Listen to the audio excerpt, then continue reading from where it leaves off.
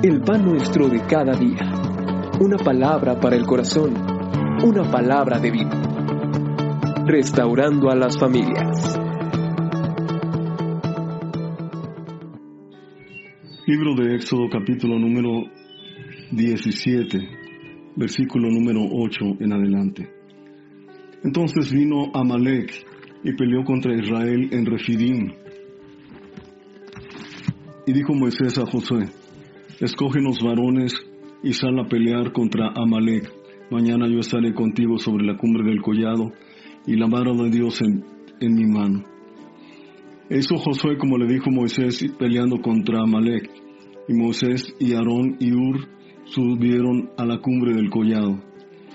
Y sucedía que cuando alzaba Moisés su mano, Israel prevalecía, mas cuando él bajaba su mano, prevalecía Amalec.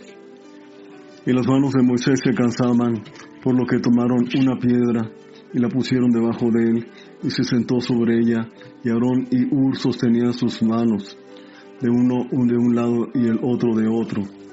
Así hubo en sus manos fortaleza hasta que se puso el sol. Y Josué deshizo a Amalec y a su pueblo a filo de espada. Amado Padre, en el nombre bendito de Jesucristo queremos rogar tu dirección. Nuevamente te ruego, Señor, que me guíes, que abras nuestro entendimiento y me permitas compartir exactamente lo que tú quieres hablar a nuestras vidas. Amado Dios, te lo pido en el precioso nombre de Jesucristo. Amén, Señor. Amén. Muy bien, quiero hablarles del tema guerra contra los santos. Y obviamente cuando estamos hablando de los santos, me estoy refiriendo a aquellos que conocen de Cristo como su Salvador. En esta porción que leímos, está peleando el pueblo de Israel contra los amalecitas. Amalec era como nieto de Esaú. Era esa descendencia que eran no agradables a Dios, y ellos también, cuando Israel sale de Egipto, ellos atacaban continuamente, especialmente los más rezagados eran los que atacaban. Entonces la Escritura nos deja ver que Dios tuvo guerra con Amalec.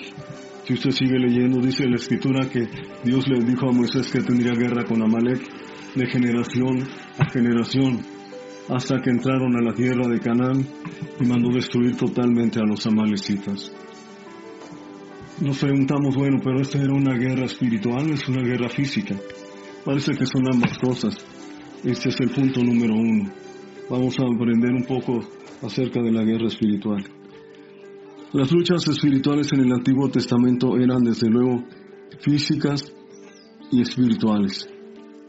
Como lo acabamos de leer, Israel peleaba a través de Josué comandándolos, pero Moisés era el que estaba en un monte levantando las manos al cielo, orando al Señor. Pero cuando él cansaba y bajaba sus brazos, entonces Amalec prevalecía contra el pueblo de Israel. Y tenía Moisés que hacer un esfuerzo nuevamente, levantar sus brazos y orar al Señor. Esto nos enseña un principio espiritual muy importante. Usted podrá tener luchas naturales, luchas físicas, luchas económicas, pero cuando usted está peleando contra Amalec, que desde luego viene a ser una idea de Satanás, entonces tenemos que pelear no solo físicamente, sino tenemos que pelear espiritualmente. En todo el Antiguo Testamento se nos señala una guerra física, pero detrás de todo esto había una guerra espiritual. Mire, por ejemplo, usted puede leer el Salmo 91. No lo voy a leer porque es un salmo un poquito largo, pero usted probablemente lo conoce.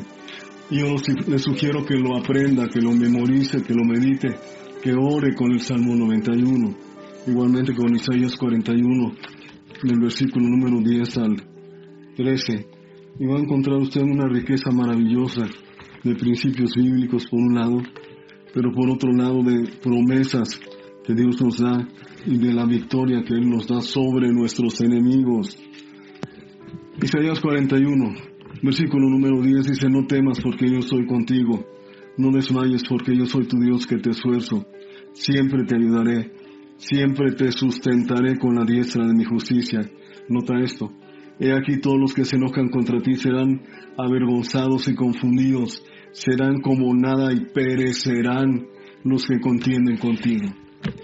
En una ocasión, mientras yo estaba orando y leyendo el libro de los Salmos, estaba leyendo el 58, cuando dice, oh Dios, quiebra sus dientes en sus bocas, quiebra, oh Jehová, las muelas de los diosillos.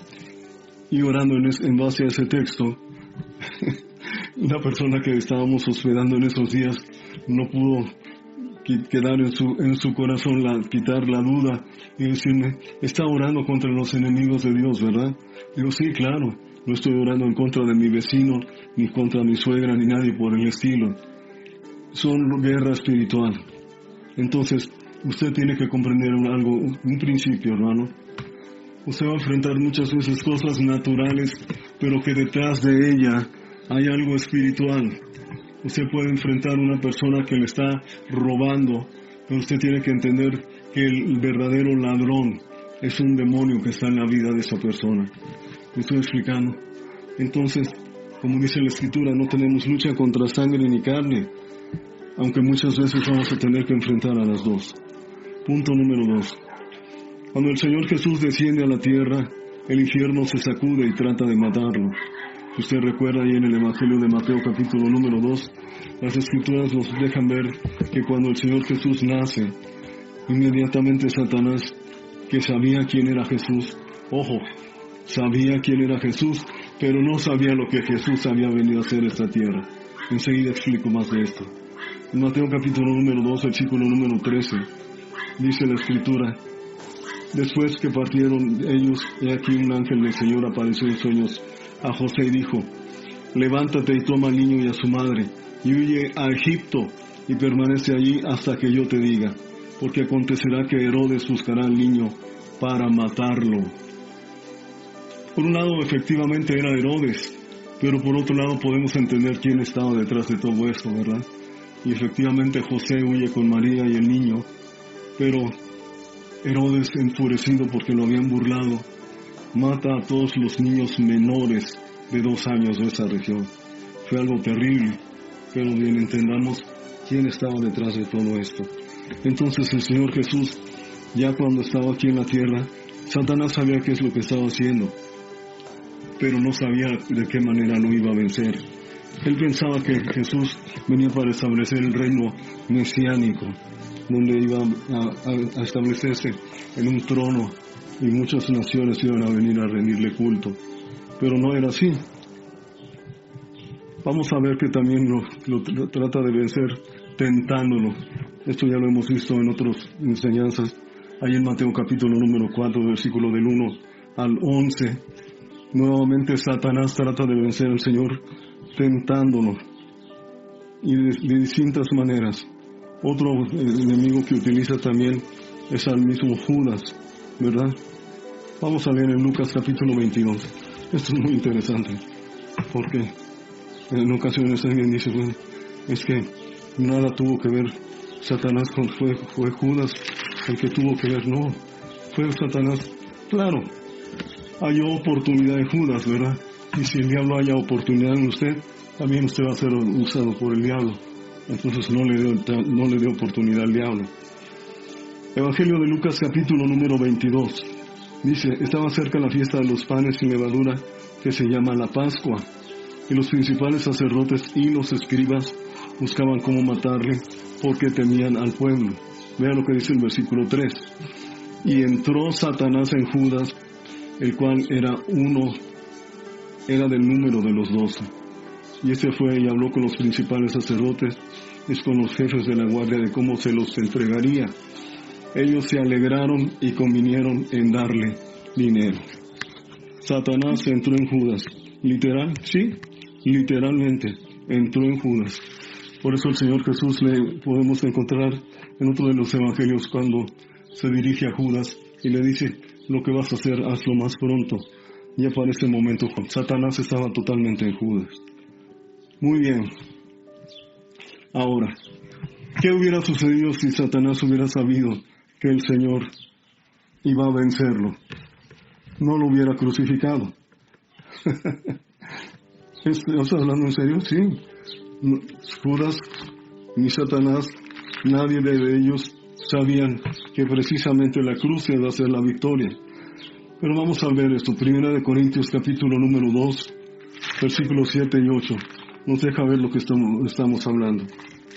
Porque si los príncipes de este siglo hubieran sabido, 1 Corintios 2, versículo 7, nos hablamos sabiduría de Dios en misterio, la sabiduría oculta, la cual Dios predestinó antes de los siglos para nuestra gloria, la que ninguna de los príncipes, noten usted esto, la que ninguna de los príncipes de este siglo conoció, porque si la hubieran conocido, nunca hubieran crucificado al Señor de gloria. Y no me estoy refiriendo a que hubieran dicho, pobrecito, no lo vamos a crucificar. No, al contrario, si hubieran sabido que precisamente en la cruz iba a estar su derrota, no lo hubieran crucificado. Pero bendito sea Dios que no lo supieron. Y el Señor, Colosenses capítulo número 2, vea usted qué maravilloso es esto. Colosenses capítulo número 2, la misma escritura nos enseña cómo es que el Señor vence a Satanás. Precisamente en donde, en la manera como el diablo quería matarlo. El diablo quería detener a Jesús a como de lugar. Colosenses capítulo número 2, versículo número 14 dice, anulando el acta de los decretos que había contra nosotros, que nos era contraria, quitándola de en medio y clavándola en la cruz, y despojando a los principados y a las potestades, los exhibió públicamente, triunfando sobre ellos en la cruz. Entonces nuestro amado Señor Jesucristo vence las potestades satánicas, vence al mismo Satanás en la cruz. Y eso fue una sorpresa. El diablo no se esperaba que precisamente la manera como trataba él de detener al Señor Jesucristo iba a ser su derrota. Bendito sea el Señor por eso. Punto número 3.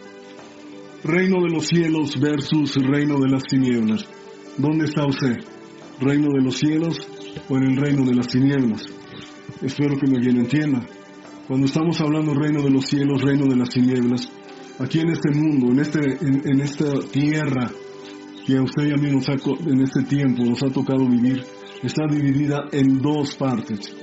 El reino de los cielos, el reino de las tinieblas. La mayoría de las personas viven bajo la autoridad del reino de las tinieblas. Por esa razón es que hay una confrontación, hay una guerra espiritual. Mire, en el Señor Jesucristo, nosotros somos libertados del reino de las tinieblas. Aquí mismo en Colosenses, capítulo número 1, permítame leer versículo 13 y 14. Dice, el cual nos ha librado de la potestad de las tinieblas, quien Jesucristo, y nos ha trasladado al reino de su amado Hijo, en quien tenemos redención por su sangre, el perdón de pecados, del cual nos ha librado de la potestad que es autoridad. Dios nos ha librado de la autoridad de las tinieblas. Las tinieblas no tienen más autoridad sobre nuestras vidas. Ahora, ¿Satanás se queda tranquilo? Oh, no. Él por todos los medios trata de hacernos volver a estar bajo su autoridad. Por esa razón encontramos en segunda carta a los Corintios capítulo 11 versículo 3 y que dice, pero temo que como la serpiente con su astucia engañó a Eva, vuestros sentidos sean de alguna manera extraviados de la sincera fidelidad a Cristo. Ojo, por medio del engaño